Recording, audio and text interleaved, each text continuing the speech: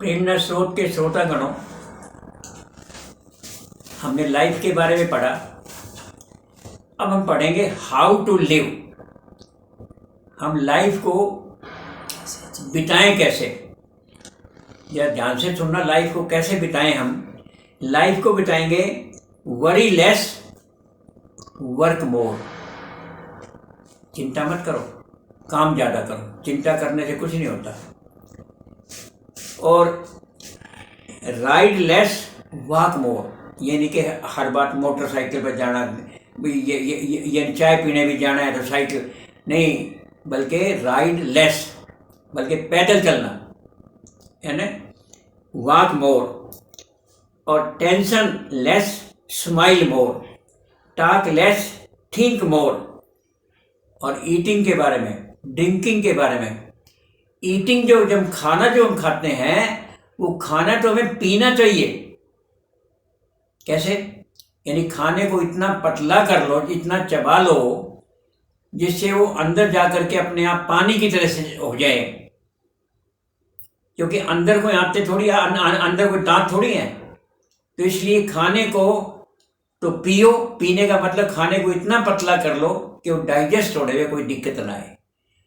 और पीने की चीज़ को खाओ। इसका क्या मतलब है? पीने की चीज़ के खाओ का मतलब ये होता है कि पीने की चीज़ को घूंट घूंट भर के धीरे धीरे पियो। चाहे वो दूध है, चाहे वो पानी है, बैठ करके पियो। खड़े खड़े नहीं, बैठ करके पियो। और इस प्रकार से वॉच टीवी लेस, टीवी वगैरह पे वो ध्यान कम दो। स्लीप मोर, हम ज़्यादा समय टीवी पर ही गुजारते हैं आजकल। वो बिल्कुल गलत है। टीवी भी ज़रूरी है, पर हर चीज़ के लिए एक लिमिट रखो। इतने घंटे पढ़ाई करनी है, इतने घंटे खेलना है। हम इतने बिजी हो गए हैं, busy doing without any useful work. बिना काम किए कोई यूजफुल वर्क नहीं है, फिर भी हम कहते बिजी है। नहीं, बिजी है नहीं। किस काम में बिजी हो? क्या कर रहे हो? What are you doing? ठीक है, बिजी रहना अच्छी बात है, व्यस्त रहना अच्छी बात है, परंतु without doing any useful work व्यस्त रहना भी बेकार है। और इसमें प्रीच लेस, उपदेश देना तो बड़ा आसान है। प्रैक्टिस मोर, वो उपदेश व्यवहारिक होना चाहिए। स्पेंड लेस सेव मोर, खर्चा कम करो। खर्चा उतना करो जितना गुंजाइश हो, उसे बचत जरूर करो। और बचत भी ऐसे ढंग से लगाओ जो सेफ हो। लालच में आकर के यानी बचत को जो निवेश करते हैं, बचत को जो हम बैंकों में डालते हैं, तो ऐसे ढंग से डालो जिससे वो नष्ट ना हो जाए कभी ज़्यादा ब्याज के लालच के अंदर, और गलत ढंग से हम अपना पैसा भी गंवा बैठे। ऐसा नहीं करना चाहिए। स्ट्रेस लेस, चिंता मत करो। सेटिस्फैक्शन मोर, संतुष्टि होनी चाहिए। जो कुछ दाता ने हमें दिया है उसमें हमें संतुष्ट रहना चाहिए। ये सबसे बड़ी बात है। तो इस प्रकार से कुछ बातें मैंने बताई कि आपको क्या करना चाहिए और क्या नहीं करना चाहिए। अब आपने सुना है कि change is the law of nature, परिवर्तन जो है प्रकृति का नियम है। तो चेंज हम क्या करें? What we should change.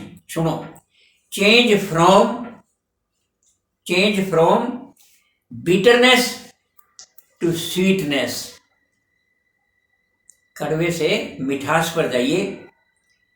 Bad habits to good habits, bad habits को किस में बदलेंगे? गुड हैबिट्स में बदलेंगे। इम्परफेक्ट टू परफेक्ट, इम्परफेक्ट कोई भी काम अधूरा मत छोड़ो, परफेक्टनेस लाओ। और इम्पेशेंस टू पेशेंस, अधीर मत रहो, जल्दबाजी मत करो, सहनशीलता बनो। इम्पेशेंस नहीं, पेशेंस रखो। आइडल, खाली मत बैठो, टू बिजी।